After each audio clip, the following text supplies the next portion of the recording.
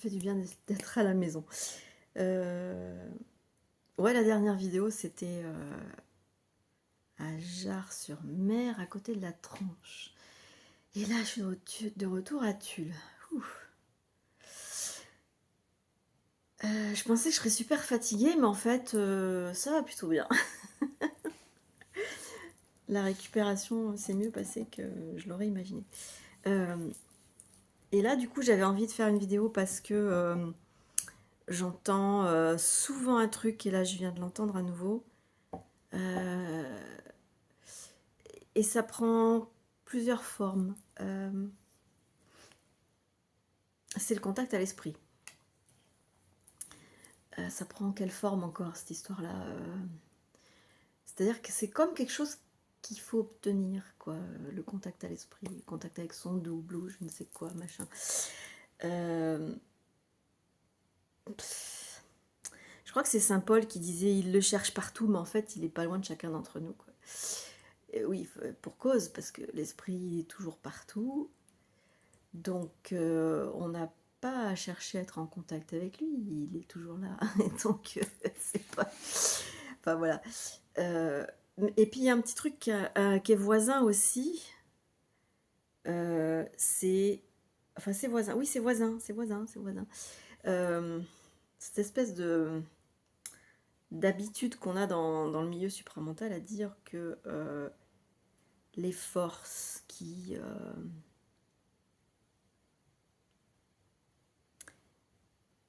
Et j'entends dans les forces aussi, il y en a qui disent c'est chien, ou dans le sens ben, toutes ces forces de l'esprit qui seraient qui auraient une intention particulière de nous faire chier, de je sais pas de nous élever.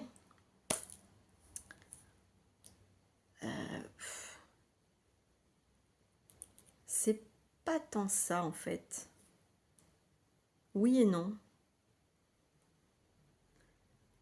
D'abord, c'est toujours présent, donc ce contact-là, c'est pas est-ce qu'on est exempt du contact à l'esprit. On est toujours dans le contact à l'esprit.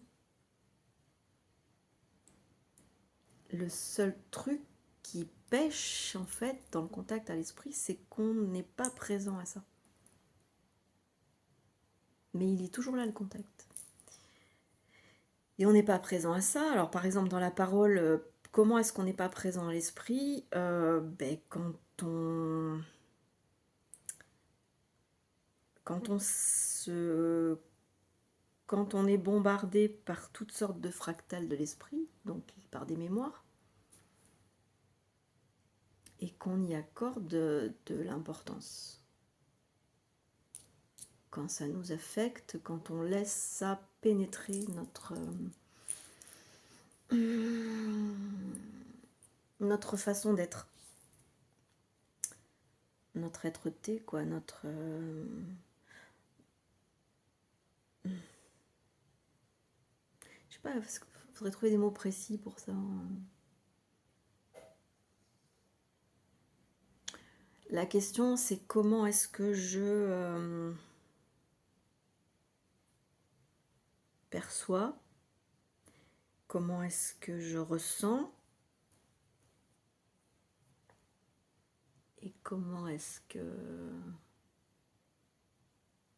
je me sens.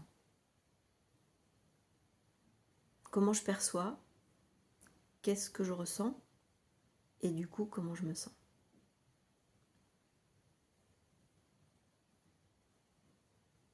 Donc, il faut être dans l'observation, évidemment, encore une fois.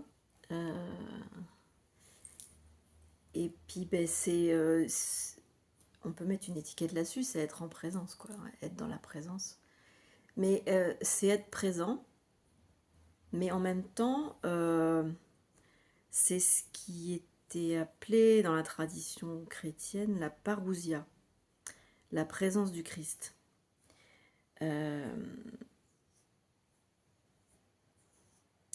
Donc c'est ça en fait, le contact à l'esprit, il est toujours là, c'est ça la présence en fait. Et ça va beaucoup plus loin que le fait d'être présent à la présence, en fait. La présence en elle-même, elle est toujours là. Mais nous, on n'est pas attentif à elle. Parce qu'on est préoccupé par toutes sortes de parasites, de fréquences, des programmes et des mémoires qui s'interconnectent et qui se mettent à jour.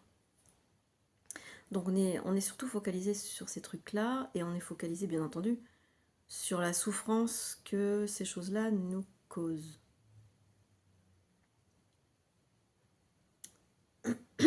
Et on va accorder beaucoup d'importance à la souffrance. On va y accorder beaucoup d'attention.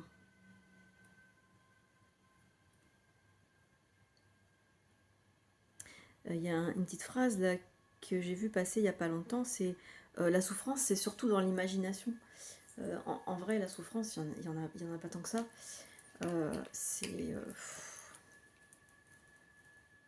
On souffre bien plus que la vraie douleur qui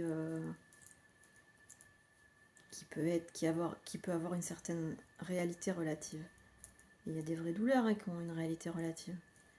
Mais la souffrance, ça va bien au-delà. C'est une attention surdimensionnée à la douleur, et qui n'est pas du tout proportionnelle à la douleur. Enfin, qui correspond pas, quoi. Proportionnelle, c'est pas le mot, mais... Donc ça fait qu'on est tellement occupé par tous ces trucs parasites, qui sont des illusions, quoi, qui sont au-delà de ce qui est nécessaire. Donc on ne peut pas être présent, c'est-à-dire attentif à la présence éternelle. Enfin, éternelle dans le sens où... Et donc ça me ramène à un truc qui est vachement important, qui est composé de deux choses, il me semble. C'est d'accepter ce qui est. Pour être présent, il faut accepter ce qui est. C'est-à-dire les choses, elles sont... Il y a un flot continu de choses qui se déroulent, parce que c'est la programmation, c'est comme ça. Et on a quand même tendance à refuser ce qui se déroule, à être dans le déni, et même au-delà du déni, à être dans la contestation de ce qui est. On n'est pas d'accord, je suis pas d'accord avec ce qui se passe. Alors ça veut pas dire approuver ce qui se passe, hein, c'est pas le propos. Être, entre guillemets, être d'accord avec ce qui se passe, c'est pas forcément approuver le truc qui se passe ou qui s'est passé, c'est être d'accord avec le fait que ça s'est passé et que ça ne peut pas ne pas s'être passé. Ça s'est passé, point barre. Bon, ben c'est là, voilà. Agréable, pas agréable, ça s'est passé. Et donc, déjà, ne pas lutter contre ce qui est, avec toutes sortes de discours, hein, parce qu'on ne s'en aperçoit pas, mais on a toutes sortes de discours pour contester ce qui est. Et déjà, rien que ça, alors déjà, on se tape quand même un gros bombardement d'informations inutiles, mais alors en plus, on en rajoute, quoi. C'est-à-dire que nous, on se tape on se mange des trucs dans la tronche, mais alors, ça suffit pas, c'est qu'on va en rajouter, et on va dire, ben non, ça ne devrait pas être ça, parce que c'est pas juste, parce que c'est pas beau, parce que ça me plaît pas, ça va pas dans mon sens, voilà. Donc, ça prend beaucoup de temps, beaucoup d'énergie, cette espèce de lutte contre ce qui est. Et ça crée encore plus de parasites dans le cerveau. Et puis dans le soma, quoi. Donc, cortisol, tout ce qui s'ensuit, toutes les conséquences que ça peut avoir, quoi. Et, mais en tout cas, outre les conséquences physiologiques de cette habitude qu'on a, eh ben, on n'est pas dans l'instant. On n'est pas dans l'instant. Quoi qu'il se passe. Par exemple, si on va chauffer sur un truc, eh ben on voudrait pas chauffer. Mais le fait est qu'on chauffe. Eh ben voilà, faut laisser faire. Je dis pas il faut, parce que c'est moral. C'est juste que si on veut vraiment être présent, si on veut vraiment pas perdre d'énergie, Et si on ne veut pas louper le contact de la présence de l'esprit, qui est toujours là, et ben ces trucs-là, il faut comprendre que il faut, entre guillemets, il faut donc abandonner ces attitudes qu'on a de lutter. On est toujours en train de lutter, tout le temps. Et, et donc, ben, la clé, c'est de l'observer. Parce que quand on observe sa lutte, c'est pas de lutter contre la lutte, c'est d'observer la lutte. C'est-à-dire, ben, puis de constater que c'est con, que ça sert à rien, quoi. Ça sert à rien de lutter avec ce qui est. Que ce soit un événement, ou que ce soit notre réaction à l'événement. Ça a toutes sortes d'événements qui sont en eux inacceptables, mais on ne peut pas faire autre chose que d'accepter qu'ils ont eu lieu. Et puis après, notre réaction à l'événement, la chauffe qu'on peut avoir dessus, ben ça aussi, ça a lieu. Donc c'est là qu'il faut arrêter de haïr, en fait. C'est arrêter de haïr ce qui se passe, que ce soit un événement ou notre réaction à l'événement. L'événement a lieu, notre réaction a lieu, et ne pas non plus tomber dans le fait d'aimer ce qui se passe ou d'aimer notre réaction, ce qui est quand même assez difficile, parce qu'en général, les événements, les réactions, c'est plutôt des trucs négatifs qui nous font chauffer. On va rarement chauffer sur des trucs qui sont agréables, quoi. Donc,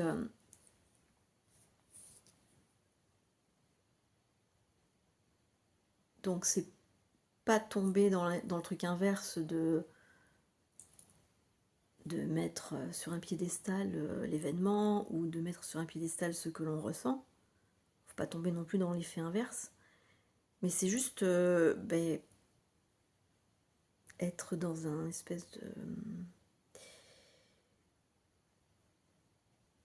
de non-jugement, en fait. C'est ni bon ni mauvais, c'est là, c'est tout. Que ce soit l'événement ou la réaction à l'événement. C'est là. Et donc c'est là, c'est la présence de quoi que ce soit. Dans la présence de quoi que ce soit de l'exécution des programmes, il y a la présence de l'esprit. Et quelque part, on peut être en contact avec l'esprit en étant en contact avec ce qui est. Que ce soit l'événement ou que ce soit notre réaction à l'événement. Si on est pleinement en contact avec ce qu'on ressent, par exemple, par rapport à un événement négatif, eh bien on est vraiment dans la voie du sentir, c'est-à-dire que on est attentif à ce qu'on ressent et on n'est pas en train de lutter avec ce qu'on ressent. En train de dire non, c'est stupide ce que je ressens, ou voilà. Après, on peut aussi avoir la conscience que ce qu'on ressent est stupide, parce que c'est souvent le cas. Mais comment dire, on peut le constater, éventuellement en rire, ou je sais pas comment qualifier ça, mais en tout cas, le juger, c'est encore chauffer dessus. C'est encore chauffer, quoi. C'est-à-dire qu'on va chauffer sur un événement, et ensuite on va chauffer sur notre réaction à l'événement. À un moment donné, quand est-ce qu'on arrête de chauffer, quoi? Parce que tant qu'on chauffe, on somatise, et on somatise, on fait tourner la roue du hamster du subconscient, donc on entretient ce fameux astral, on lui donne du carburant, c'est-à-dire que, je sais plus si j'en ai parlé il n'y a pas longtemps, je me rappelle plus, c'est une énergie dynamo, c'est-à-dire que le subconscient, l'astral, nous donne de l'énergie parce qu'on pédale, pédale. Tant qu'on pédale, petit hamster là dans sa roue là, il fait du vélo. Et quand il fait du vélo, eh ben, il donne de l'énergie au subconscient. Donc il entretient la vitesse gravitationnelle du nuage électronique autour du noyau. Et il est présent qu'à ça, en fait. Il est présent qu'à ça. Et l'énergie qui vient du noyau, donc de l'esprit, déjà elle passe pas parce que le tournoiement empêche le passage. Bon, il y a toujours l'intrication, hein, donc il n'y a pas de problème, sinon on serait mort, quoi. Mais en tout cas, la relation dans le linéaire peut pas se faire. Elle se fait dans l'absolu, par intrication, l'énergie de l'esprit passe toujours jusque dans la matière, mais, mais le but de l'incarnation, donc de la densification du nuage électronique, c'est quand même la relation. Donc le linéaire, l'espace-temps, et puis le mouvement d'espace-temps, dans l'espace-temps et créant l'espace-temps.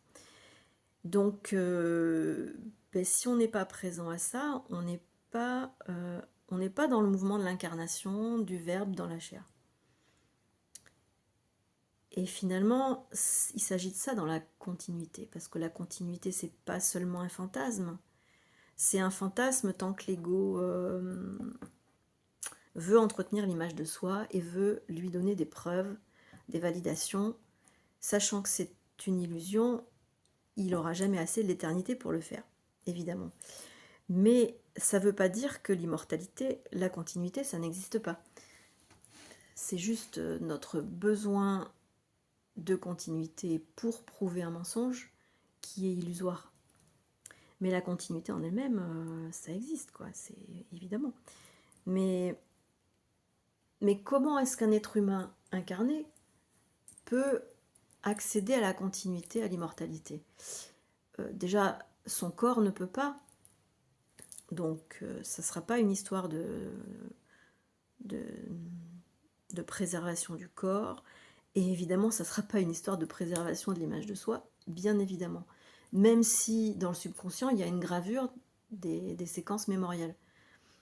Mais ça n'a rien à voir avec l'être par lui-même, c'est juste des livres dans une bibliothèque, quoi.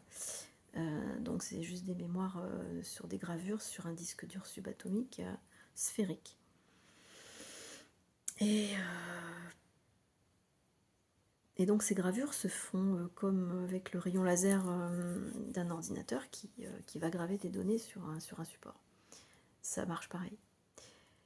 Donc ce qui survit, c'est pas l'image de soi. Il n'y a aucune survie de l'image de soi. Il y a juste une mémorisation des séquences qui ont été exécutées et qui sont donc devenues des expériences. Voilà. Mais ça ne veut pas dire que la continuité n'existe pas. Et donc la question, c'était comment être présent à cette continuité, donc comment être présent au contact à l'esprit finalement, parce que ça revient au même. Dans le supramental, on est en train de fantasmer sur le contact à l'esprit, comment prendre contact avec l'esprit, et on paye des conférences pour aller se faire mettre en contact avec l'esprit. Ouais, on est capable de ça. Bref, putain, quand même c'est grave, quoi. Voilà. Ça me fait chauffer, ce genre de choses. Ça me fait chauffer, ouais. Ça me chauffe les nerfs. Parce que je me dis, putain, quand est-ce qu'on va sortir de ces conneries, quoi? Le contact à l'esprit, il est toujours là et il est disponible à tout moment si on arrête de fantasmer, en fait. Voilà, qu'on fantasme de la peur ou qu'on fantasme de l'espoir, on se coupe de ce qui est. Et ce qui est, c'est le contact à l'esprit permanent. Et ensuite, quand on arrête de fantasmer, ça dure pas tout le temps, c'est des instants T, quoi. Mais les instants T, ils peuvent se reproduire, parce que quand on prend l'habitude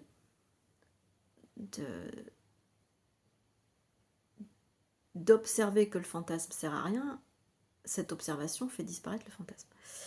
Donc, dans ces instants où il y a la disparition du fantasme, on est présent. Et puis, on peut se rendre compte que l'esprit est là, du coup. Et ça peut être du silence, ça peut être de l'information, peu importe. que ce soit dans le silence ou dans l'information, l'esprit est toujours présent, et si on n'est pas coupé par le fantasme, on peut le ressentir, on peut le sentir. Et c'est quand on est dans cet instant-là, qui est unique en soi, hein, et qui ne recherche pas une continuité. C'est le fameux adage de l'alchimie, si tu cherches à faire de l'or, tu ne trouveras jamais, mais si tu n'en as plus besoin, tu sais en faire. Voilà, c'est-à-dire que le besoin de la continuité annule la continuité. Mais par contre, si on sort du fantasme du besoin de la continuité, on est dans la continuité. Et on n'a pas besoin de fantasmer sur la survie du corps, sur la survie de l'image de soi. Et là, du coup, on est tout le temps là. Et c'est tout le temps là. Et que l'événementiel soit négatif, que l'événementiel soit positif, on est toujours... enfin, je dis toujours, entre guillemets, évidemment. On est dans cet instant-là qui peut se reproduire puisqu'on s'y exerce, non pas dans une volonté de s'y exercer, dans une attitude, mais simplement parce que ça advient, quoi. Parce qu'au bout d'un moment, d'observer, on se rend compte de l'inutilité de certaines attitudes fantasmagoriques. Et puis, c'est dans cette conscience de cette inutilité qu'on bascule mécaniquement dans la présence. Et en fait, ça se fait un peu tout seul, entre guillemets, puisqu'on l'accompagne par l'observation. Mais par l'observation, on observe que c'est mécanique. Et donc ça ne dépend pas d'une volonté subjective. Et ça dépend évidemment, dans l'absolu, de la volonté réelle, c'est-à-dire de la volonté d'harmonie. Et c'est là qu'on tombe dans la sensation de l'harmonie. Et cette sensation de l'harmonie, elle est la continuité. Et puis, on a cette chance dans le psyché de la projection de pouvoir le ressentir. Parce qu'en fait, le vide, il ressent rien. Donc, il n'a pas la jouissance de la continuité, en fait. Il est dans la continuité, mais il n'en a pas la jouissance. Et nous, dans l'incarnation, en fait, avec nos corps, qui sont donc des outils de perception de la sensation, on va avoir cette chance d'être dans la sensation de la continuité. Puisque notre corps n'y est pas dans la continuité, et que malgré tout, à travers notre corps, on peut quand même ressentir la présence de l'immuable, qui est immanent à toute densité, qui est à l'intérieur de toute densité, et la densité est à l'intérieur de l'immanence. Quand on a vraiment cette perception, donc cette sensation corporelle, charnelle, c'est vraiment du fun. C'est du fun. Et même quand il y a de l'événementiel qui peut être traumatique, il sera amoindri au niveau de son trauma. Le trauma ne sera pas violent, comme si on avait vécu sans conscience, et il va pas durer la douleur va pas durer, la douleur elle dure pas très longtemps, la douleur en général. Après, c'est la réminiscence qui dure, donc la souffrance. Donc la souffrance durera pas longtemps. Enfin, pas autant de temps qu'elle durerait si on n'était pas dans l'observation et la conscience qui en découle. Ce qui fait que on peut être... Je partagerai la chanson J'entends des voix de Gaëtan Roussel. On peut être dans le fait de percevoir un événement et dans le fait de percevoir un non-événement. J'entends des voix ou j'entends pas. Des fois j'entends, des fois j'entends pas. Et c'est égal. C'est égal, c'est-à-dire qu'on peut être présent autant à quelque chose qui se passe ou autant à quelque chose qui se passe pas. Et il n'y a pas un ressenti de manque, une sensation de vide péjoratif. Il peut y avoir une sensation de vide même dans dans une perception, mais du coup ça sera un vide majoratif, ça sera pas un vide péjoratif. Parce que ça sera un vide qui est rempli de tout, et donc on n'aura pas une sensation d'incomplétude, de vouloir autre chose, toujours, et encore autre chose, et encore autre chose. Ce qui fait qu'on est totalement disponible au fait qu'il n'y a rien qui se passe, mettons, mais aussi totalement disponible au fait qu'il peut se passer quelque chose, et que, en fait, peu importe ce qui peut se passer. Et cette disponibilité-là, c'est la présence. Et dans cette présence qu'on a à la présence de l'esprit, eh ben on est dans le bien-être. Et c'est pas le bien-être pour aller comme quand on va au salon du bien-être pour faire des soins énergétiques et compagnie. C'est pas ce bien-être-là. C'est un bien-être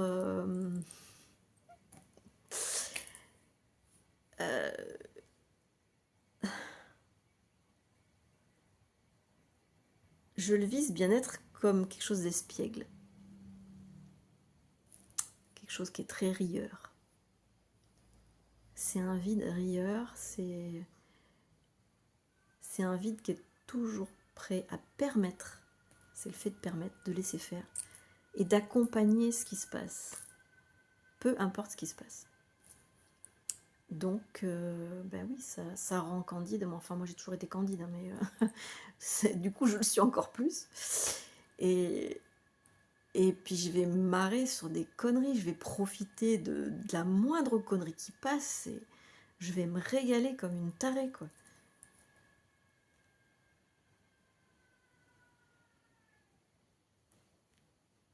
Et puis bon, passer sa vie à rigoler, même quand ça va pas forcément bien, comme on voudrait, quoi.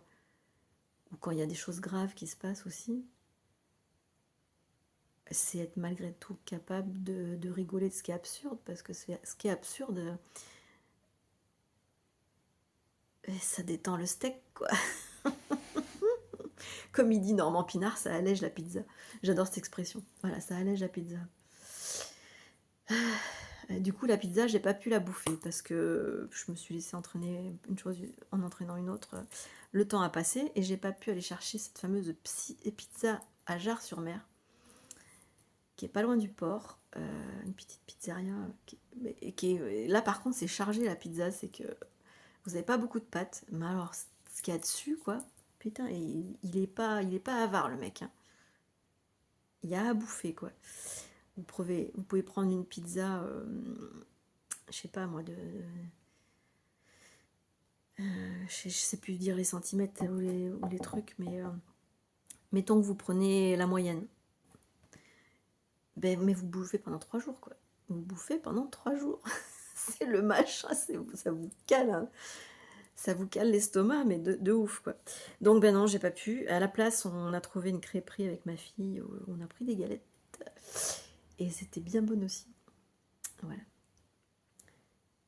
Donc ben, c'était avec Charles, hein. J'ai dit, je vais bouffer une pizza ce soir. Ouais, Charles, bah écoute, hein, à la revoyure, aux échanges ou autres, peu importe. Ça aussi, ça fait partie du fun de se rencontrer, de pouvoir échanger, que ce soit par texte, par voix, par visio ou en live. La relation, l'échange, ça fait partie du fun, quoi. Et puis, ben, quand on arrive à trouver des gens qui ont cette capacité à la présence, ben, ça fait un échange qui est dans la présence. Après, moi, je sais pas comment vit l'autre en face, l'échange. Mais quand il y a une authenticité en face, je me sens dans la présence à ce que je suis, dans la présence à ce qu'est l'autre. Et éventuellement, si je suis assez concentrée, je peux ressentir la présence de l'esprit aussi. Mais quelquefois, bon, je me laisse distraire par la personne en face ou par les mouvements qu'il y a à côté. Et du coup, je loupe la présence de l'esprit. Et c'est plus souvent que le fait d'être totalement présent. Mais Mais je pense qu'on sera dans la capacité de plus en plus dans la relation à être présent à l'esprit, même dans la distraction qu'est la relation. Parce que la relation, c'est une distraction, hein, ça détourne l'attention de la présence de l'esprit. Mais on peut retourner à la présence à l'esprit via la relation. Je pense que c'est pas facile, hein, parce que le fait de voir quelqu'un, le fait de l'écouter, le fait d'interagir avec, ça prend pas mal de concentration. Et donc c'est en soi une distraction de la présence du vide. Mais si on installe cette visualisation en amont, de pouvoir voir le vide partout, qui sous-tend toute phénoménologie, et qu'on prend vraiment l'habitude d'observer ça, éventuellement je me dis qu'on peut de plus en plus ressentir la présence de l'esprit, même dans la distraction de la relation. Et peut-être que c'est même plus que souhaitable. Parce que je suppose vraiment que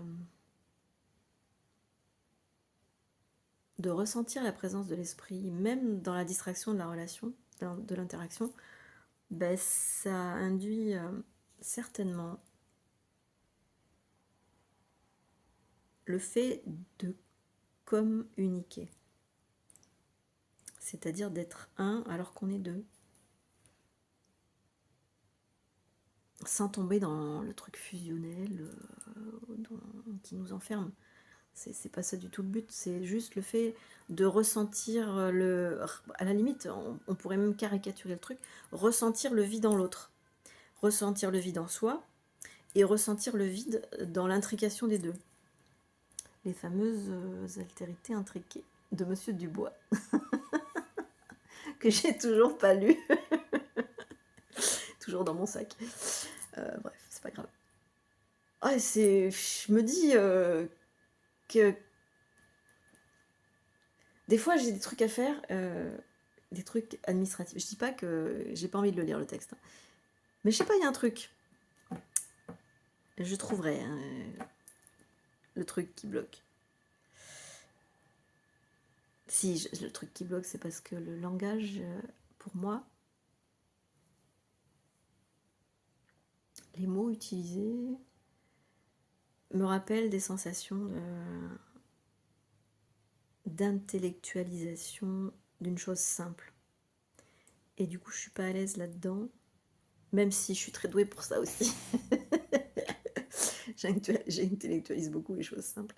Et donc, je disais, des fois, j'ai des trucs administratifs à faire. Et je déteste ça, là, faire les papiers, faire les bidules, les machins. Et donc, je sais, parce que je me le mets sur un papier, que j'ai ça à faire, ça à faire, ça à faire. Je me mets pas forcément un timing, même si des fois il y a des deadlines, donc il faut pas non plus se laisser puncher, quoi. Mais en tout cas, on peut avoir des latences quand même raisonnables pour faire les choses qui sont chiantes. Donc je me laisse la liberté de les faire quand il y a une vague qui passe et que je peux me laisser porter par la vague et que ça me coûte pas trop cher de le faire. Parce que alors ces trucs-là, j'y vais en reculant, donc évidemment. Et puis bah, de plus en plus, ouais, il y a des vagues qui passent et je me dis, ah ben voilà, c'est le moment. C'est le moment, cette vague-là, alors je sais pas ce que c'est, hein, c'est une espèce de vague d'énergie qui passe à côté de moi et je me dis, pof, c'est comme un train qui passe. Je le prends alors qu'il est en train de passer tout doucement et que du coup j'ai le temps de monter dedans. Et du coup, bah, ça se fait. Et le truc qui était supposé être chiant et me prendre de l'énergie et me prendre de la souffrance, ben en fait il se fait facilement et je souffre pas. Et je l'observe de plus en plus ça. Donc ben, ce texte-là de Dubois, je le lirai quand je verrai passer le train. Voilà. Donc il est disponible dans mon sac, plié en 4. Et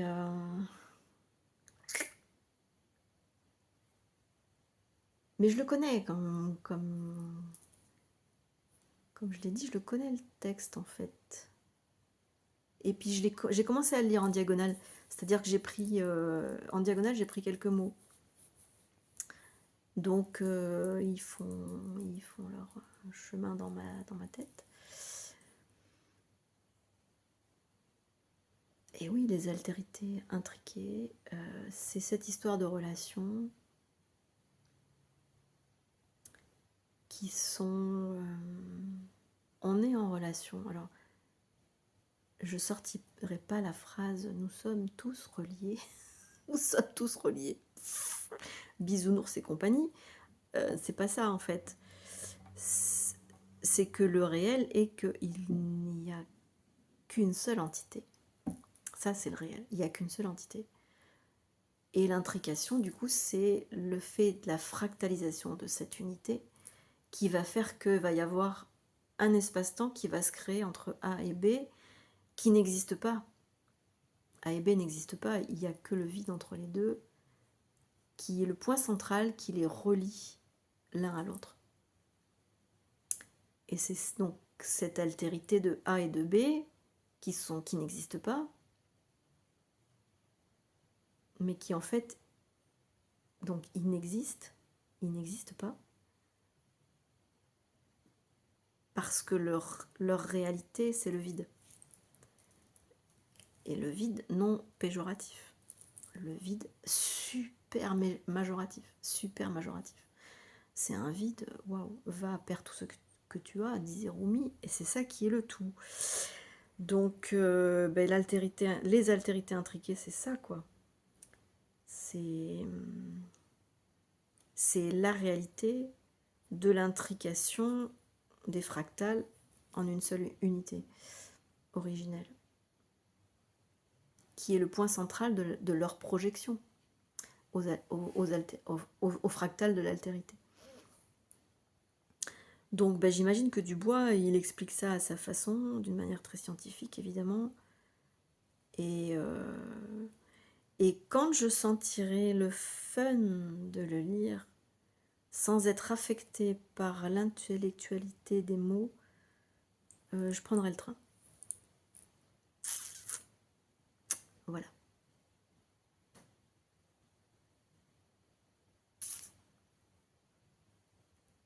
J'ai une préférence pour des écrits comme sur la parole, que j'ai partagé à nouveau il n'y a pas longtemps. Parce que du coup, ça a une utilité opérative. Ça a une utilité opérative. C'est pas que je fais une opposition entre les altérités intriquées de Dubois et l'écrit sur la parole qui va s'installer de plus en plus. Mais à l'instant T, un écrit infusé sur la parole comme ça me semble plus fun pour moi dans la perception corporelle, dans le vécu, dans l'incarnation, que un truc super intellectuel sur l'altérité intriquée. Mais les deux m'intéressent quand même. C'est pas le problème. C'est juste qu'il y a un temps pour l'un, un temps pour l'autre.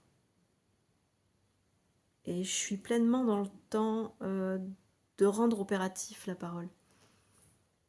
Je suis pleinement dans ce temps-là.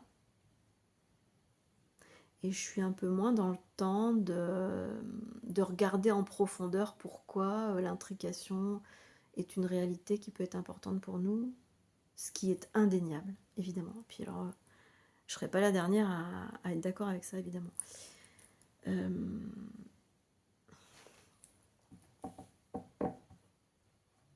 Justement, parce que cette histoire de présence implique d'être à l'écoute de l'autre et d'être disposé à donner de soi à l'autre. C'est vraiment dans les deux sens, c'est-à-dire que l'écoute active, dans la compassion, dans la contemplation, dans dans l'appréciation, dans le fun, quoi, implique aussi la capacité à donner de soi, à être plus qu'authentique, à être généreux. Et là-dessus, je dirais que Olympe, ça me touche beaucoup ton souci de demander à l'autre de se donner. Et je pense que je vais plus conscientiser ça et davantage me donner généreusement. Ce que je voulais pas faire parce que je voulais pas me raconter, parce que je trouve ça insupportable, le fait de se raconter.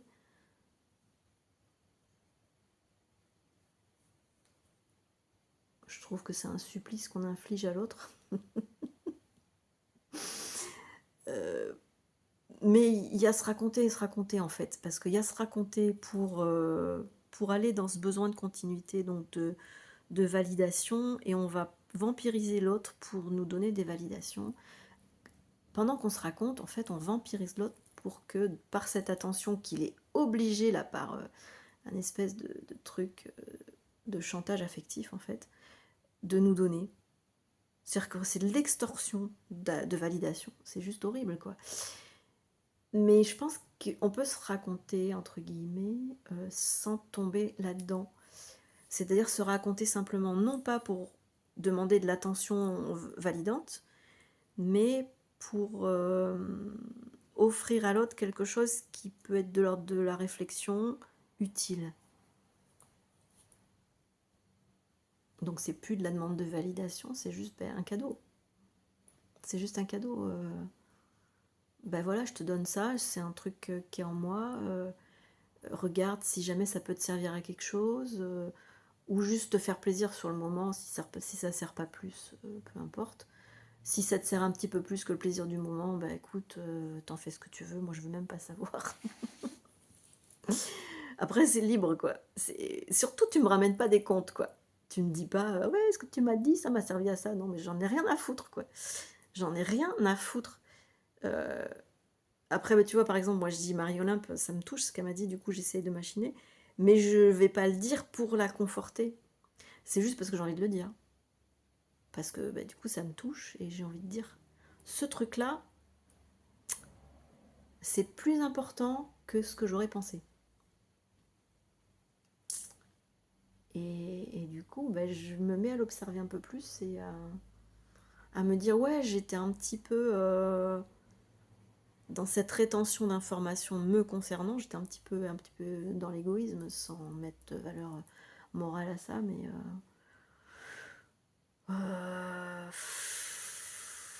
qu'est-ce qu'on pourrait trouver comme autre mot qui serait plus approprié que égoïsme? J'étais dans le... Faudra en inventer des mots, quoi.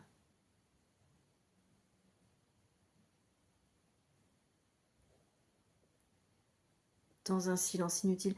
Je sais, il y avait une chanson qui parlait de ça. Un vieux truc, hein. Le fait de pas s'offrir aux autres. C'est une rétention. C'est de la rétention d'informations, en fait. Qui peuvent être pertinentes, qui peuvent être utiles, mais en tout cas, qui peuvent, si elles sont ni pertinentes ni utiles, qui peuvent faire plaisir. Enfin, faire plaisir. Dans le sens... dans le sens qu'on est des êtres de relation, en fait, et que on aime que les gens s'expriment sans qu'ils s'étalent de manière totalement incontrôlable. C'est quand même la relation interactive, il faut que ce soit un échange, parce qu'effectivement, s'il y a quelqu'un qui... vous avez l'image, par exemple, on boit une bière à deux, et puis il y a un verre qui reste plein, et puis l'autre qui se vide méchamment, quoi. Et le verre de celui qui se vide correspond au fait que celui qui a bu le verre qui est vide, il ressent un truc qui est de l'ordre de « tu me saoules ». Donc voilà. Évidemment, se raconter, si on tombe dans le piège de monopoliser la conversation, il peut pas y avoir de fun, quoi. Enfin, je veux dire, l'autre qui est en face, qui peut pas en placer une, il peut pas être heureux dans le fait que l'autre il s'offre. Non, parce qu'en fait, c'est pas s'offrir, ça c'est juste extorquer de la validation. Et donc, il faut vraiment faire la différence entre se livrer, se donner, et le fait d'extorquer de la validation à l'autre par le fait qu'on lui impose de nous accorder de l'attention. Et ça, mais ça, moi, il y a des tas de gens que je fuis comme la peste parce que je sais qu'ils ont une propension à monopoliser la conversation. Alors, ils vont me faire le coup une fois, deux fois, mais pas trois, quoi. Voilà. C'est juste ça, quoi. Parce que moi, je suis devenue très sélective à ce niveau-là. C'est-à-dire que quand on me fait trop chier, je reviens pas, quoi. Je reviens pas. Ouais, moi, je vais aller plutôt vers des gens qui sont équilibrés, quoi, qui sont autant intéressés à parler qu'à écouter. Voilà.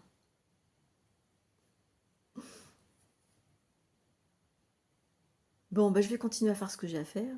Mais c'est bien, j'ai encore pas fait 1 heure, c'est bien. Non, mais là, si je fais moins d'1 heure maintenant dans les trucs, je vais être contente. J'aimerais bien. Alors, j'avais l'impression que j'en avais pour que 10 minutes à dire ce que j'avais à dire. Et finalement, en 3/4 d'heure, hein, ça n'a rien à voir avec 10 minutes. Hein. Mais bon, c'est pas 1 heure. C'est bien.